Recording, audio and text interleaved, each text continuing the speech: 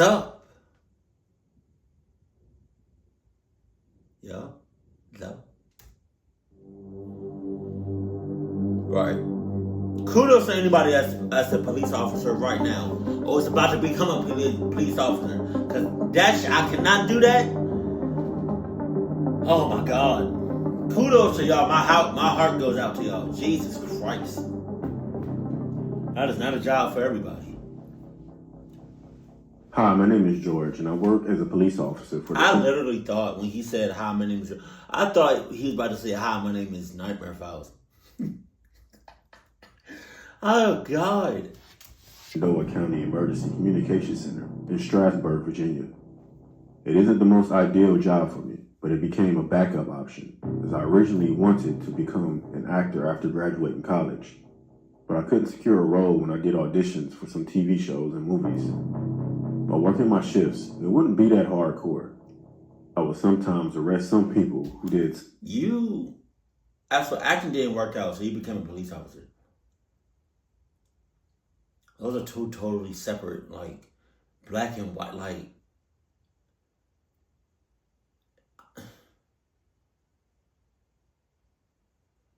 You couldn't find no other jobs relating into the entertainment business? Jesus, that doesn't make sense. Illegal with no problem, but I never had such a distressing moment like the one that I'm about to tell you about.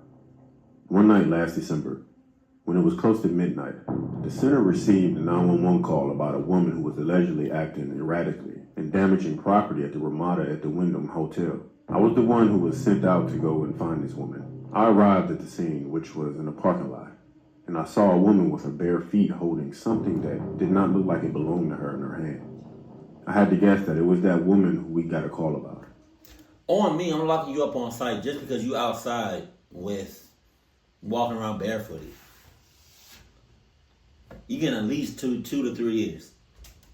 I was telling her to come over here to where I was, and I also told her that she was safe.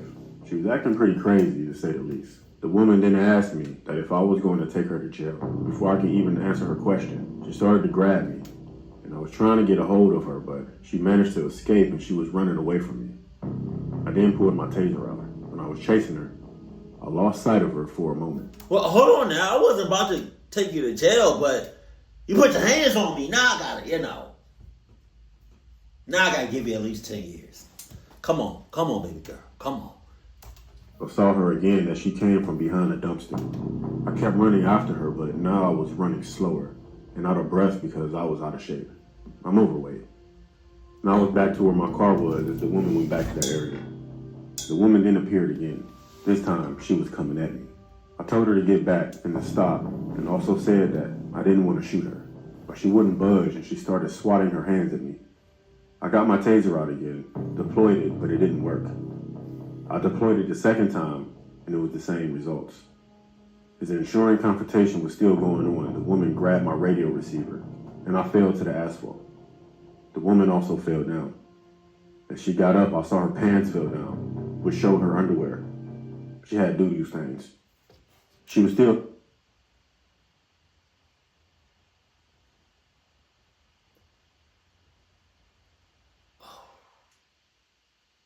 Okay, that's another 5 years plus with some having some dirty ass drawers on. Doo-doo stains? Yeah, that's at least another 5 years. Come on, keep it up.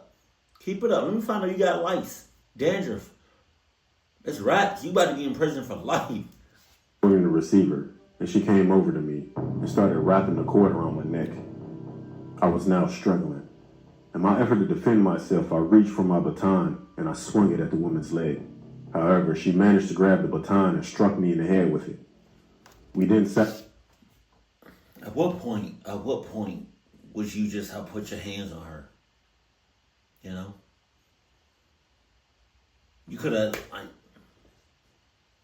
at least a little something. Or give her like a little pop, like a little flesh wound or something. Rated for a brief second, and in that second, I drew my firearm. Despite my shout to stop, I don't want to shoot you, I took a step forward, and I fired 4 rapid shots which hit that woman right in the chest. She collapsed on the asphalt. She initially moved before lying still and motionless. I kept yelling at her to get down, and she eventually stopped responding.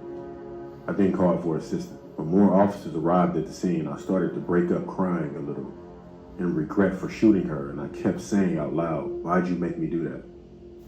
Because she's fucking crazy. I mean, you definitely could have, like, not killed her, but, like, you could have shot her in other places of her body, and she'd be alright. You know? Might have to take her to the hospital, but I'm just saying, like, she's fucking crazy. You did what you thought you had to do. Granted, it took you a little minute to do it, but you did it. I'm not a violent person, but I had to defend myself because I didn't want to lose my life. An officer named David, he went over to the woman and performed CPR for about 6.5 minutes while waiting for emergency responders. The emergency responders eventually showed up, and the woman was taken to a medical center where she later died. Oh, okay. Okay. I thought she died right then and there. Okay. Back from her injuries. Her name was Melissa Tompkins, and she was 40 years old at the time of her death. She was also a homeless woman who was severely mentally ill, and she was a meth head. I'm still a police officer today, working for that communication center. To my luck, nothing that chaotic has happened since. I would have knocked her out. Stop it! I don't want to shoot you. Don't, man. Yo, I don't want to shoot you. I'm wrapping his neck. I got.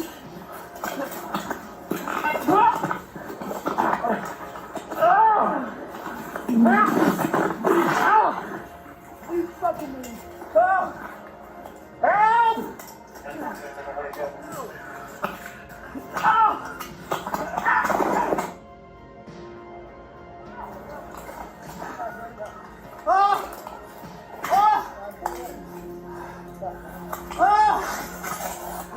Get out!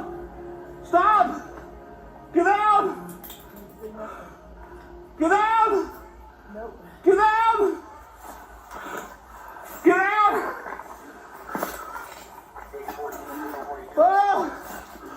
Oh, why did you do that? Why did you do that? Yeah. Now that I think about it, I definitely, if I was him, I would have knocked her out. I don't think I would have shot, because she seems a lot smaller than him. All you had to do was just bah, bah, bah. Right to the gut, just, you know?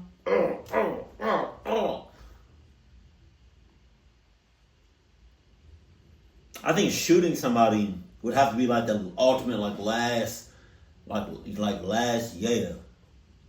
You know, you even had a gun. You could have used the gun to like pop.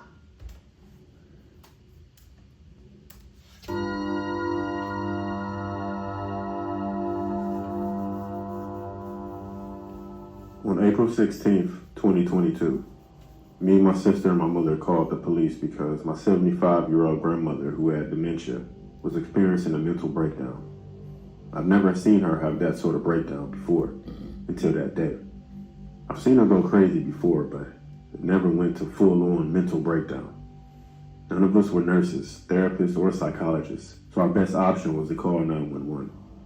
A police officer arrived at around 6:45 p.m. All of us were already waiting right at the front door. He stepped to the entrance, and we heard him say through the front door, "Police department, can you guys step out for me?" Told the officer to be careful. We thought he would de-escalate the situation, but he failed to offer any assistance, and instead made it worse. Before even saying hello to my grandmother, he immediately started screaming at her to drop the knife, because he saw a knife in her hand. He also kept telling her to back up. None of us wanted to interfere with the officer because we would have probably gotten in trouble. So we just remained quiet and calm. Seconds kept going by, and we knew by our point of view that this officer was demonstrating a lack of basic knowledge in handling individuals with mental conditions.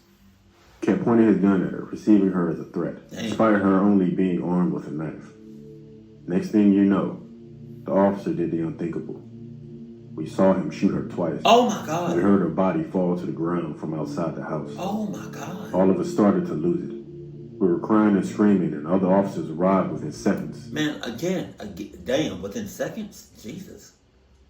Oh, see, that's what I'm talking about. Like, shooting somebody should be like the last thing you do.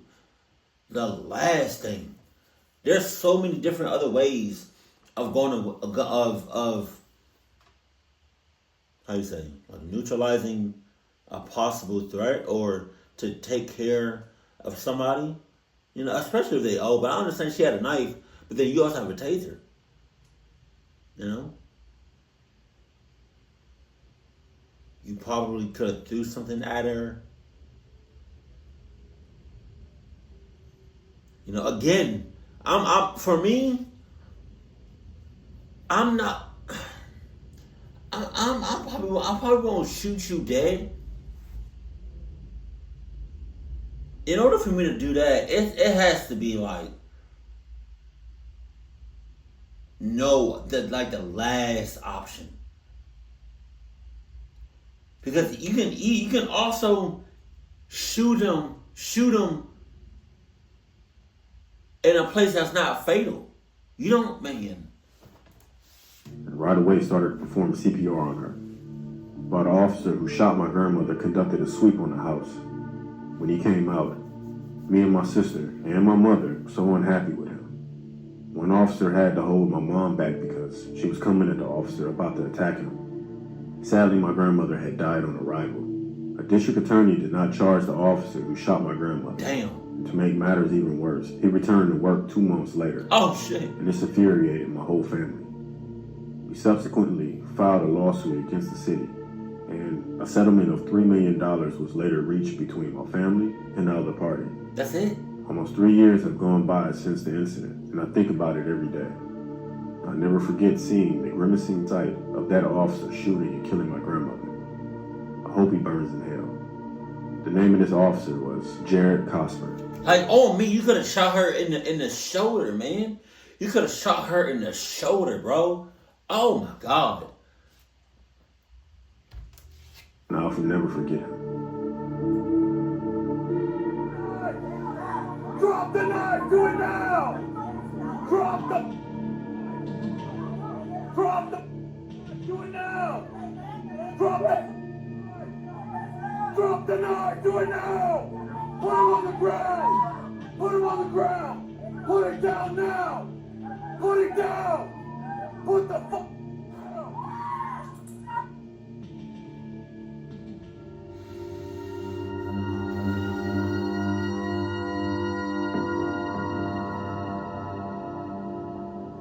For most of my life, I've been working as a police officer in Montana. All right. I still work as one to this day. Some people think that being a police officer is very controversial. It is. I've been called names on the job like pig, bastard, or racist. In 2020, it was very hard to be a police officer due to the Black Lives Matter movement riots, and the protesters having signs up that say ACAB, What? which stands for all cops are bastards. Oh, wow. Now it's cooled down a lot. I never wanted to work as one. It was pretty much my only option because I didn't want to go to college. It's not a matter of wanting to have this job, it's a matter of needing it. There were times where I wanted to quit, but one moment almost made me want to kill myself. Oh. One night in April of 2014, I pulled over a car because it was swerving around, and it gave me the impression that the driver was drunk and it nearly hit the police car. I almost knocked it off the roadway. I was not having it, and I was very pissed. So I got out of the police car and I walked up to the driver's window, while other officers stayed in the car. I saw that there were 4 people in the red sedan. I shouted at all of them to put their hands up. They obeyed, but the driver was shaking his hands as he had his hands up in the air. I asked him who he was and why he was panicking. The driver said his name was Richard. It took me a few seconds to realize that this was a guy named Richard Ramirez, who was a suspect in the robbery and shooting the previous night. I then dispatched for more backup. After I did this, I saw Richard reach for something in his pocket, so I pulled out my gun and I commanded him to put his hands up, or I'll shoot him. He took what I assumed was a gun out of his pocket, but before he revealed it, I fired shots at him and the bullets hit him. He was still conscious, but barely. I kept instructing everyone to put their hands up and get on the ground. I then dispatched that shots were fired. The other 2 people in the vehicle got out of the car, got on the ground, and put their hands behind their back. They were then placed in handcuffs and were put in the police car. A few minutes later, backup arrived. And when they arrived, I went to the driver's seat only to see Richard out and not breathing. I dug into his pocket, and it didn't feel like a gun. I took out what was in his pockets, and I saw that it was only meth, which Richard was trying to conceal. The information caused me to break down in tears at another police car because I literally just took another person's life away. Another officer came to my side, and he started to comfort me as I was still crying. Following this incident, Richard's family filed a civil lawsuit against me for his death, and they claimed that shooting him was excessive use of force. But after the trial took place, the judge cleared me of all charges. I would also sometimes receive death threats from people on the internet for what I did, but I just ignored it. Nobody who I worked with at the police department had held a grudge against me. I was able to live a normal life again after this, but that very night will always bite me in my butt.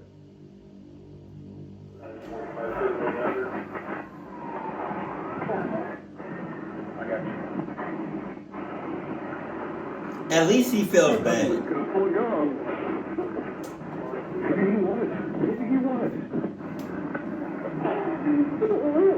Jesus Christ.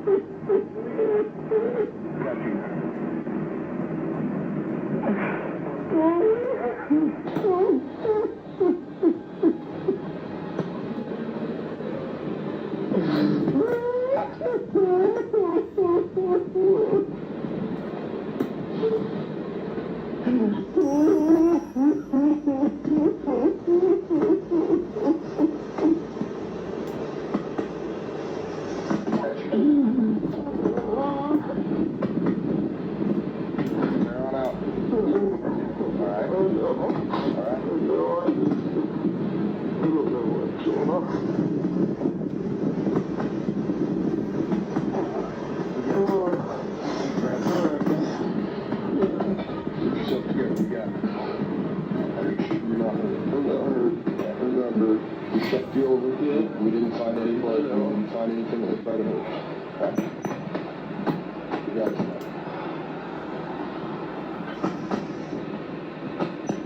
You want to get out of it? No, not yet. You let me know when you're ready. I'll get you out of here. That's fine. That seat's cleared out.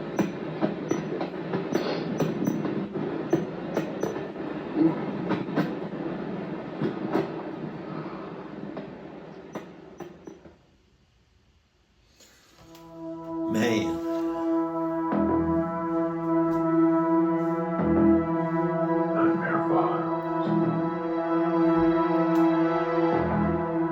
Gator Files. With that last story, okay.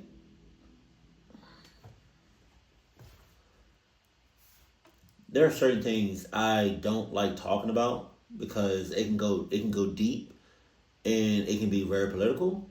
And I don't just, I just try to stay away from that. But obviously, I mean, because, look, that last story, I understand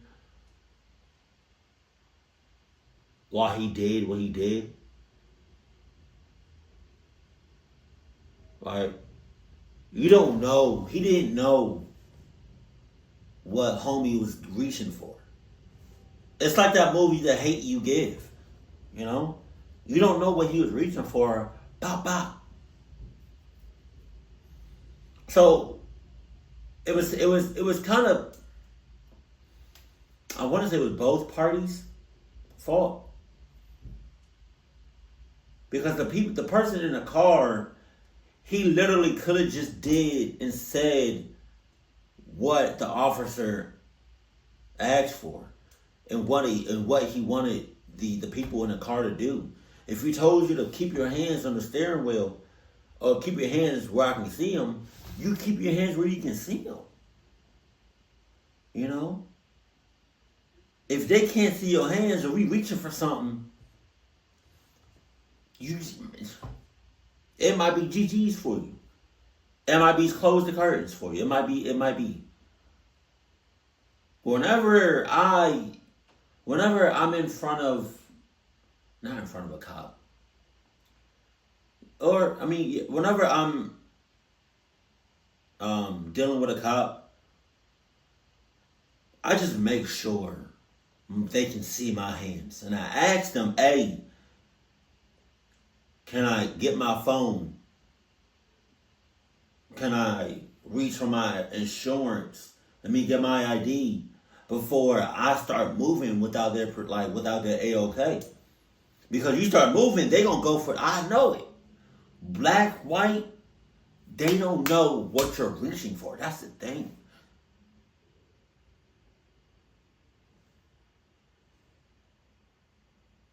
And you know he didn't want to do that. You could tell, man. Jesus Christ.